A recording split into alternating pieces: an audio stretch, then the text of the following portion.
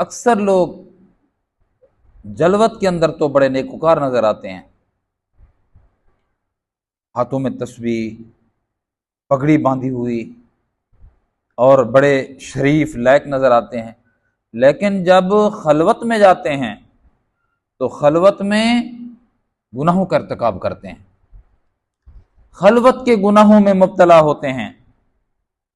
और खलवत के गुनाहों का इब्तिला और उसमें मुब्तला होना और उसमें मुलव्वस होना, यह बहुत बड़ा नुकसान है।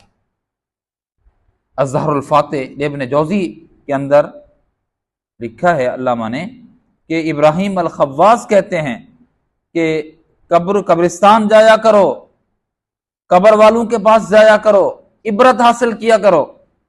ये फरमाते मैं एक दफा गया और मैं वहां पर बैठा था एक कब्र पे, मुझे वहां पर नींद आ गई। तो मैं देखता हूं कि एक मुनादी, एक निदा देने वाला निदा देता है, आवाज देने वाला आवाज देता है कि इसको पकड़ो, जंजीर से जकड़ लो और इसके अंदर दाखिल कर लो और अंदर नीचे से निकाल लो उस जंजीर को। अब वो कब्र वाला ये कहता है कि या अल्लाह, ए रब, मैं नमाज नहीं पढ़ता था, मैं रोजा नहीं रखता था, मुझ पर हज फर्ज था, मैं हज अदा नहीं करता था। अल्लाह, मैं खैरात और सदकात नहीं करता था, मैं कुरान पाक की तिलावत और ज़ियारत नहीं करता था।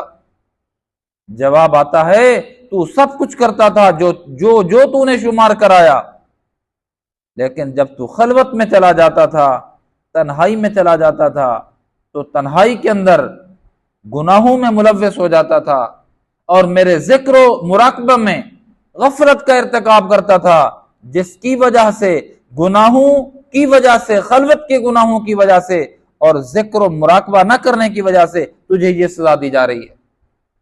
अपने बैरूनी लम्हात को भी कीमती बनाएं, अंदरूनी लम्हात को भी कीमती बनाएं, अपने बाहर की जिंदगी को भी अच्छा बनाएं और अपने घरेलू जिंदगी को भी अच्छा बनाएं।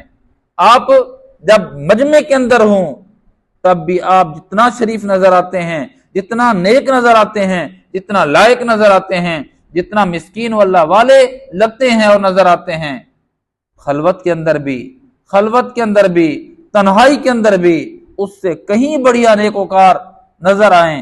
क्यों कि मजमा के अंदर मखलूक देख रही होती है, खलवत के अंदर मखलूक नहीं, मखलूक का खुदा देख रहा होता है। वही शुमार होगा, वही कुछ तसव्वुर किया जाएगा, वही तुम्हारा असली चेहरा और रूप होगा। जो खलवत में होगा, खालिक की कायनात को तुम जो दिखा रहे होगे। खलवत के गुनाहों से अपने आप को बचाओ मेरे प्यारे।